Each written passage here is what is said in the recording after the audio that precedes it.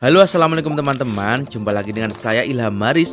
Selamat datang di channel Purnomo The Series. Gimana kabar kalian? Semoga selalu sehat dan baik-baik saja ya. Kali ini kita akan meneruskan merangkum spoiler Donghua Renegade Immortal episode 126 ya guys. Dan gak usah berlama-lama lagi, langsung saja gas cuy. Cerita berlanjut. Sorak-sorai di alun-alun seketika menghilang saat aura membunuh Wang Lin memudar. Para jenderal iblis saling bertukar pandang. Salah satu dari mereka, Yu Shen, jenderal pembantai dengan aura gelap menusuk, menyipitkan mata dan berseru pelan. Orang ini sangat kuat. Di sisi lain, seorang pria berambut hitam mengelus cincin di jarinya. Senyum tipis terukir di wajahnya. Menarik, Molihai ternyata menyimpan kartu sekuat ini. Pantas saja dia percaya diri. Aku jadi penasaran seberapa lama dia bisa bertahan kalau aku gunakan mantra 7 iblis.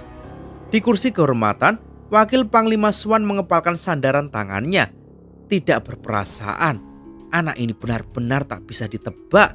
8 Panglima Agung kini menatap Wang Lin dengan penuh perhatian. Salah satunya pria anggun berbaju hijau, bahkan tampak tersenyum kecil. Bertindak cepat, bersih, tanpa banyak bicara. Anak ini benar-benar menarik. Chen Tao yang berdiri di samping Xi Xiao mengernyit. Wang Lin yang ia lihat sekarang sudah bukan kakak seperguruannya yang dulu. Ia kini seperti dinding tebal tak tertembus, bahkan mungkin monster. Yang paling mengejutkannya bukanlah kekalahan Audi, tapi cara Wang Lin menepis tombak emas itu. Chen Tao tahu benar apa tombak itu. Senjata yang bisa menyerap kekuatan matahari, membentuk cairan energi yang bahkan dipuji-puji oleh Allseer. Tapi Wang Lin hanya dengan 2 telapak tangan mampu mengubah arah serangan itu. Kalau dia sekuat ini saat kita berebut posisi murid sejati dulu, aku pasti menang. Tapi juga terluka parah. Mungkin harus menyepi 100 tahun, bahkan bisa mundur tingkat kultivasi. Gumam Chen Tao dengan nafas berat.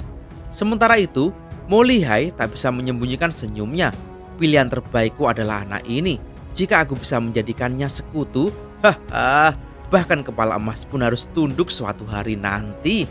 Namun, kegembiraan itu segera dipatahkan oleh suara dingin seperti petir menggelegar. Pria berzirah emas menunjuk Wang Lin. Membunuh jenderal iblis berarti hukuman mati. Tapi karena Audi masih hidup, aku akan mengampuni kali ini. Penolongnya keluar. Suasana menegang, lalu suara lemah terdengar dari kerumunan. Aku menyerah. Zirah emas itu mendengus. Kamu menang. Turun dari arena. Tanpa sepatah kata, Wang Lin melangkah pergi. Aneh, beberapa jenderal iblis justru menyingkir, memberi jalan seolah-olah mereka yang kalah. Molihai menyambutnya dengan senyum puas. Jangan hiraukan si kepala emas itu, saudara Wang Lin. Dia cuma Kasim.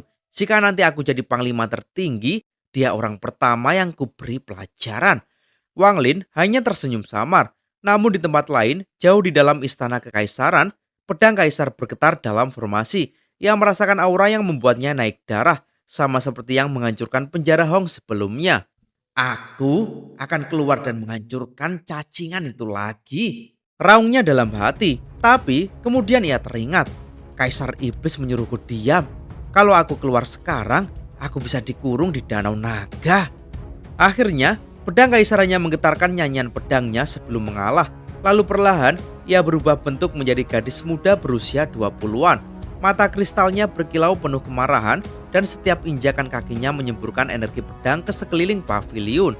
Setelah puas merusak seisi paviliun, dia melompat ke atap dan memandang ke bawah mencari orang yang membuatnya marah. Namun seketika dia membeku. Di bawahnya ada 8 sosok yang tengah bersantai, 8 Panglima Agung. Beberapa dari mereka justru tersenyum padanya. Dengan lidah menjulur, ia perlahan mundur dan duduk diam, menyembunyikan diri di balik pilar. Di sisi lain, Wang Lin yang tengah menyaksikan sisi kompetisi, tiba-tiba merasakan getaran aneh dari pedang surgawinya. Su Li Guo muncul dalam pikirannya, suaranya sangat bersemangat. Tuan, cepat keluarkan aku, musim semiku telah tiba. Wang Lin segera bertanya dengan curiga, ada apa? Su Li Guo segera menjawab, pedang kaisar. Kau tahu yang pernah kau cari itu ternyata rohnya gadis cantik. Tubuh Wang Lin kaku. Di sini, Su Li Guo dengan bangga berseru, di atap istana. Tapi tenang, hanya aku yang bisa melihatnya. Ini bukan soal kultivasi, aku cuma belajar trik dari si Bila Hitam. Dengan izin Wang Lin, Su Li Guo melesat keluar dari tas penyimpanan seperti asap tipis, tak terlihat oleh siapapun. Hehehe, si cantik kecil, kakek Su, saudara Su datang. Saat gadis itu sedang menajamkan mata mencari Wang Lin, tiba-tiba Su Li Guo menerjangnya seperti serigala kelaparan. Hah? Roh pedang? Gadis itu terkejut, tapi alih-alih mundur, dia melompat dan menendang. Semburan energi pedang melesat ke arah Su Li Guo. Kita sama-sama roh pedang, kenapa harus begitu galak? Su Li Guo menghindar jadi kabut dan mengejar lagi. Gadis itu mendengus dan melesat pergi. Su Li Guo tertawa puas dan mengejar tanpa ragu. Si cantik kecil, jangan kabur. Aku punya adik juga, namanya Bila Hitam. Lihat, kami bisa main bertiga. Wush, sinar pedang membalas. Su Li Guo tertawa, lalu berkata dengan penuh percaya diri. Semakin galak, semakin cantik pinggangnya. Namun, gadis itu tidak sudi lagi bicara. Ia mengayunkan lagi pedangnya dengan amarah membara. Tuanmu itu kurang ajar, nyah kau. Su Li Guo segera menyahut. Berani kau menghina guruku? Bila Hitam, bantu aku tangkap dia. Demi nama baik tuan kita. Sinar pedang terus bersahutan dan dua roh pedang melesat seperti anak-anak kecil berebut permen. Sementara itu di pavilion, pedang kaisar kembali menggila, menghancurkan banyak benda. Roh pedang tak tahu malu itu lebih keji dari makanan rendah itu. Sejak bertemu dengan gadis roh pedang itu, Su Li Guo tampaknya berubah total. Ia tidak lagi berani keluar dari pedang surgawi, seolah merasa takut atau mungkin malu. Wang Lin tak mempedulikannya. Hari-hari ini, ia justru menikmati momen langka di mana ia bisa bersantai. Kompetisi umum iblis masih berlangsung, tapi untungnya para pemenang tidak diwajibkan hadir setiap hari. Ini memberinya waktu untuk beristirahat. Mo Lihai berbeda sekali. Setiap hari ia datang ke arena, mencatat berbagai mantra dan strategi yang menarik, lalu melaporkannya kepada Wang Lin di malam hari. Semua harapannya ia taruh pada Wang Lin, seolah Wang Lin adalah taruhan terakhirnya dalam permainan kekuatan ini. Namun, Wang Lin lebih suka duduk di tepi sungai, menatap awan yang mengapung lambat di langit sambil menyesap anggur dan mendengarkan musik sitar, ketimbang menyaksikan pertarungan berdarah dan kebencian antar klan iblis. Ketenangan inilah yang membantunya mencari jalan daunnya. Orang-orang sering bilang awan itu ringan dan kosong, gumam Wang Lin. Tapi mereka seperti musik sitar, tidak benar-benar kosong. Yang halus sebenarnya adalah hati manusia. Ia menyipitkan mata, membiarkan pikirannya menyelam lebih dalam. Domainku sudah menyatu dengan tubuh. Jantung dauku pun sudah selesai. Tapi kenapa masih belum bisa menembus Askendan? Apa langkah terakhir itu? Tepat di saat ia nyaris mendapatkan pencerahan, suara nyaring dan so akrab langsung menyambar masuk ke telinganya. Tuan, biarkan aku keluar. Si cantik kecil itu pasti sangat merindukanku. Ayolah tuan, masa tega memisahkan dua hati yang saling mencintai sih? Wang Lin memijat pelipisnya. Su Li Guo lagi. Selama beberapa hari terakhir, roh pedang itu terus merengek soal gadis roh pedang yang ditemuinya. Wang Lin sudah muak. Ia bahkan sempat menyegel hubungan spiritual mereka. Tapi entah bagaimana, Su Li Guo berhasil membobol segel itu dan mulai berteriak lagi. Tuan pasti iri.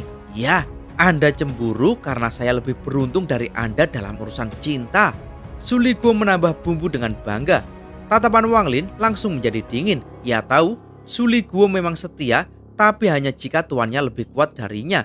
Jika suatu hari tuannya lebih lemah, iblis ini akan berpaling secepat angin. Dan masalah terbesarnya, Su Li Guo bisa berubah total hanya karena seorang wanita. Tak pernah benar-benar berubah meski sudah ratusan tahun hidup bersama Wang Lin. Tuan, Su Li Guo terus berteriak. Aku tahu kau menggunakan gadis roh pedang itu sebagai alat peraga mesra dengan Liu Mei. Cukup, suara Wang Lin datar, tapi mengandung tekanan yang membuat udara seketika terasa berat. Su Li Guo membalas masih keras kepala. Belum cukup, biarkan aku keluar. Aku hanya ingin bertemu dia sebentar. Wang Lin tidak berkata apa-apa. Ia hanya menampar tas penyimpanannya dan pedang surgawi bergetar sebelum melepaskan cahaya. Su Li Guo keluar dengan tawa lebar, langsung berubah menjadi kabut hitam lalu membentuk tubuhnya. Bebas! Teriaknya sambil melesat menuju istana. Namun langkahnya terhenti mendadak. Wang Lin mengelurkan tangan menyentuh pedangnya. Cahaya suci menyelimuti bilahnya dan tubuh Suliguo langsung gemetar. "Wang Lin, apa yang kau lakukan?" Tatapan Wang Lin dingin, tidak marah, tapi mengandung niat membunuh yang dalam. Suliguo langsung pucat. Kenangan ratusan tahun lalu saat dirinya dipaksa menjadi iblis dan dikurung dalam pedang surgawi melintas cepat di benaknya. Wang Lin lalu berucap pelan, hampir seperti bisikan. "Aku yang memberimu tubuh iblis, roh pedang, dan tempat tinggal di pedang surgawi untuk bertahan hidup. Dan sekarang aku akan mengambilnya kembali." Tangan Wang Lin menyapu pedang surgawi. Suliguo berteriak kesakitan. Tubuhnya mulai memudar menjadi kabut. Ikatannya dengan pedang surgawi diputus paksa. "Sial, Wang Lin ingin membunuhku!" jerit Suliguo panik, merasa tekanan membunuh yang belum ia rasakan sejak zaman leluhur klan iblis raksasa. Seekor harimau tetaplah harimau. Sejinak apapun, dia tak akan pernah jadi kucing, gumamnya getir. Ia hendak melarikan diri, tapi Wang Lin mengangkat tangan. Batasan-batasan spiritual muncul dari udara kosong, menjebak Suliguo. Suliguo meraung, tapi berhasil berubah menjadi sinar pedang yang tajam dan menerobos keluar, melesat jauh. Wang Lin menyipitkan mata lalu tersenyum kecil. "Ternyata kau masih menyimpan beberapa rahasia, Suliguo," katanya pelan. "Bisa berubah jadi pedang seperti itu. Bahkan aku belum pernah melihat kemampuan itu sebelumnya." Ia menyesap anggurnya lagi. Awan masih bergerak di langit, tapi kali ini ia tidak tampak kebingungan. Ia malah tertawa pelan, lalu menutup mata dan kembali tenggelam dalam suara sitar. Di langit yang dipenuhi awan tipis, suara ledakan kecil terdengar dari dalam tas penyimpanan Wang Lin. Tas itu tampak bergetar seperti sedang menahan sesuatu yang gila dan keras kepala.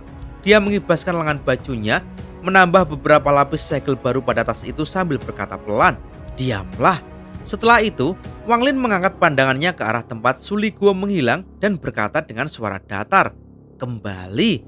Begitu perintah keluar, pembatasan yang telah lama dipasang di dalam tubuh Suliguo langsung aktif. Terdengar jeritan menyedihkan dari kejauhan, namun suara itu segera menghilang, meninggalkan udara yang dingin dan sunyi. Wang Lin mendengus pelan. Kalau bukan karena dia pikir bisa melawan segelku, mana mungkin dia berani bertingkah seperti ini. Dengan satu langkah, tubuh Wang Lin melesat sejauh lebih dari 1000 kaki, mengejar jejak Suliguo dengan cepat. Sementara itu, Suliguo sedang melarikan diri sekuat tenaga. Dalam wujud roh pedang, kecepatannya jauh lebih cepat dibandingkan dulu saat masih berwujud jiwa lemah. Ia melayang di udara seperti bayangan kabur, menebar panik ke segala arah. "Teman, dasar iblis kejam. Aku ini sudah bantu macam-macam. Malah aku mau dibunuh. Cuma karena aku suka satu gadis. Apa salahnya? Cuma simpan sedikit rahasia kecil, masa mau dihukum mati?" Suliguo mengeluh panjang sambil terus melesat. Dalam hati, Suliguo benar-benar menyesal, tapi hanya karena rencananya gagal. Setelah bertemu Bilah Hitam, mereka berdua belajar berbagai mantra roh pedang, bahkan berhasil melonggarkan segel Wang Lin secara perlahan, memanfaatkan momen saat tuannya sibuk dalam pertempuran besar. Namun sayangnya, mereka meremehkan intuisi Wang Lin yang luar biasa tajam. Rencana kabur pun ketahuan. Kalau tahu begini, aku mending tidur siang tadi. Suliguo menghela nafas, lalu melirik ke belakang ke arah istana. Dengan ekspresi penuh drama dia berbisik, "Selamat tinggal, si cantik kecil. Aku akan kembali suatu hari nanti." Ia benar-benar sudah siap kabur, tapi tiba-tiba maus. Wang Lin muncul tepat 100 kaki di depannya. Ekspresi dingin, tangan di belakang punggung, dan mata penuh tekanan. "Kau benar-benar punya nyali," katanya datar. Suliguo langsung jatuh berlutut, memukul dada dan menangis palsu. "Tuan, aku salah besar. Aku sungguh-sungguh tidak akan berani lagi." Namun, sebelum Wang Lin bisa menjawab, tiba-tiba segel di tasnya runtuh dan sebuah cahaya hitam melesat keluar, bagaikan anak panah yang dilepaskan dari busurnya. Pedang hitam setengah bulan itu menerjang langsung ke arah Wang Lin. Jarak terlalu dekat, bahkan dengan kekuatan puncaknya sekarang, Wang Lin tetap sulit menghindar. Tapi wajahnya tetap santai. "Sekarang saatnya menundukkanmu." Segel kehidupan muncul di sekeliling tubuhnya. Saat bilah itu menabrak segel, terdengar suara celang dan senjata itu terpental. Wang Lin mencoba menjentikan jari untuk menangkapnya, tapi pedang itu lincah, menghindar dan menyerang lagi. Kali ini langsung ke alisnya. Celang, lagi-lagi terpental. Kali ini pedang itu tampak kesal, ia berputar lalu mendadak berbalik menyerbu ke arah Suliguo. "Oho, mata Wang Lin menyipit, menarik. Pedang ini tidak hanya punya kehendak, tapi juga niat kabur bersama Su Liguo. Begitu pedang setengah bulan mendekat ke Su Liguo, Wang Lin melangkah maju. Dalam satu hentakan kaki, energi spiritual langit menyebar luas sejauh 1000 kaki. Segel dalam tubuh Su Liguo langsung bereaksi, tubuhnya membeku di udara. Su Liguo hanya bisa berdiri kaku, wajah penuh penyesalan palsu sambil dalam hati memaki. "Sialan kau, Wang Lin." Tangan Wang Lin dengan tenang membentuk pola. Serangkaian pembatasan rumit muncul di udara, tapi satu bagian tampak belum lengkap, bagian yang ada di tubuh Su Liguo. Begitu pembatasan aktif, tubuh Su Liguo ditarik perlahan menuju formasi itu, melayang seperti kertas dihembus angin. Pedang setengah bulan ingin menolongnya, tapi Wang Lin muncul lebih cepat dan menghalanginya. Pedang itu terpaksa mundur, dan sebelum sempat menyerang lagi, Wang Lin mengunci formasi dan menanamkan sisa pembatasan ke dalam Su Liguo. Su Liguo gemetar dan dengan cepat mengangguk-ngangguk. "Tuan, tuh lihat, sekarang batasannya lengkap. Saya tidak bisa kabur, jadi tolonglah, jangan bunuh saya ya." Wang Lin tidak menghiraukannya. Ia menatap tajam ke pedang setengah bulan dan menjulurkan tangan. Pedang itu hendak kabur lagi, tapi sebelum sempat bergerak jauh, Wang Lin membentak, "Energi pembantaian." Di langit yang berkilauan oleh bintang-bintang terakhir malam itu, untaian gas abu-abu perlahan muncul dari antara alis Wang Lin. Lebih dari 3000 helai energi pembantaian mengalir keluar, mengelilingi pedang hitam berbentuk setengah bulan yang melayang liar di udara. Bilah itu berusaha melepaskan diri dengan kecepatan luar biasa, namun Wang Lin bergerak lebih cepat. Dalam sekejap, ia sudah di depan bilah tersebut, menjentikkannya dengan satu jari dan memaksanya mundur. Gas pembantaian yang terkumpul perlahan terkondensasi menjadi bola berputar yang tampak menggema oleh suara benturan dari dalamnya. Bilah setengah bulan yang sebelumnya garang kini terperangkap, tak mampu menembus kekuatan pembantaian itu. Sementara itu, Su Liguo, roh pedang yang licik namun kocak, menggigil menyaksikan ketegasan tuannya. Meski mulutnya tertawa-tawa dan matanya bergulir cerdik, batinnya penuh kekhawatiran. Ia menyangka Wang Lin cemburu karena dia terlalu dekat dengan roh pedang wanita yang cantik, padahal yang sesungguhnya terjadi jauh lebih dalam. Wang Lin tahu, kota setan langit bukanlah tempat bermain bagi roh lemah seperti Su Liguo. Di tengah kekuasaan para jenderal iblis dan pembudidaya berbahaya, seekor roh pedang tanpa kekuatan cukup hanya akan jadi barang mainan, diseret, dikendalikan, dan dimusnahkan kehendaknya. Ketegasan itu cukup untuk membuat Su Liguo memikirkan ulang niatnya. Namun, seperti biasa, ia tetap menanam benih angan-angan nakal di hatinya. Roh wanita pedang itu tetap jadi impian, meski bayangannya makin kabur oleh rasa takut pada kekuatan yang belum mampu ia lawan. Dengan kesadaran akan bahayanya dunia di sekelilingnya, Wang Lin tak membuang waktu. Ia menyerap kembali energi pembantaian ke tubuhnya, meninggalkan hanya sisa kecil yang cukup untuk menjebak pedang hitam yang terus melawan. Ia meludah, mengalirkan energi asal langsung ke bilah setengah bulan. Dalam sekejap, auranya menyatu dengan pedang itu. Tindakan berani yang bisa merusak roh pedang di dalamnya, namun dibutuhkan demi kendali mutlak. Bilah itu melolong pelan, nyaris seperti rintihan. Namun akhirnya ia menyerah, tidak pada kekuatan, tapi pada aura seorang kultivator yang telah melampaui batas manusia biasa. Wang Lin mengembalikan pedang surgawi kepada Su Liguo. Roh itu menyatu kembali dengan senjata lamanya dan tampak begitu bangga, terutama saat melihat bahwa bilah hitam setengah bulan kini mengikutinya seperti adik kecil. Dalam benaknya, Su Liguo merasa dirinya jauh lebih menawan daripada Wang Lin. Tidak peduli seberapa hebat tuannya dalam kultivasi, toh dalam hal memikat keindahan, ia yakin dialah pemenangnya. Namun, kebanggaan itu hanya berlangsung sesaat sebelum Wang Lin mengayunkan tangannya dan menyegel kembali kedua roh pedang itu ke dalam tas penyimpanan. Saat Su Liguo terakhir menoleh pada langit kota setan langit, ia bersumpah dalam hati tidak akan meninggalkan kota ini sebelum membawa pulang gadis pedang yang memikat hatinya. Di tempat lain, di dalam pavilion pedang kekaisaran, roh pedang wanita itu kembali ke bentuk manusianya. Seorang gadis muda yang menatap ke kejauhan dengan ekspresi kesal, ia menggerutu dengan geram, menyatakan kebenciannya pada roh pedang konyol yang telah membuatnya merasa malu. Tapi jauh di lubuk hatinya, ada sedikit warna yang tak bisa ia jelaskan, antara marah, penasaran, dan geli. Wang Lin kembali ke kota Hong di bawah langit malam yang mulai beralih menjadi fajar. Namun sebelum mencapai kediaman Mo, langkahnya terhenti. Di jalanan yang tenang, sekelompok pembudidaya berdiri menghadangnya. Mereka tidak datang untuk bertarung, namun untuk berpamitan. Para kultivator itu dengan wajah suram dan mata yang menampung amarah serta keputusasaan, datang menyampaikan tekad mereka untuk meninggalkan kota setan langit. Dunia ini bukan tempat bagi manusia. Mereka hanya pion yang mati demi hiburan bagi jenderal iblis. Setelah menyaksikan keberanian Wang Lin, mereka sadar bertahan di sini hanyalah kematian perlahan. Wang Lin diam menyaksikan mereka pergi, satu persatu menghilang ke cakrawala. Mereka tidak melawan tapi juga tidak tunduk. Mereka memilih jalan keluar. Namun bagi Wang Lin itu bukan jalannya. Bagi seorang kultivator sejati, pembangkangan bukan berarti melarikan diri dari dunia, tapi menantangnya langsung. Ia berjalan pelan menyusuri jalanan kota. Bayangannya terulur panjang di bawah sinar bulan, lalu disapu perlahan oleh cahaya fajar. Di depan mansion Mo, lentera kecil bergoyang diterpa angin malam. Cahayanya lemah namun tidak padam, bertahan dalam gelap, bersinar meski kecil.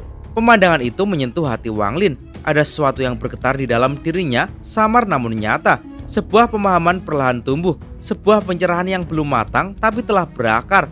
Kultivasi bukanlah pelarian, ia adalah pemberontakan sejati, tidak tunduk pada takdir, tidak menghindari hukum langit, melainkan berjalan melawan itu semua.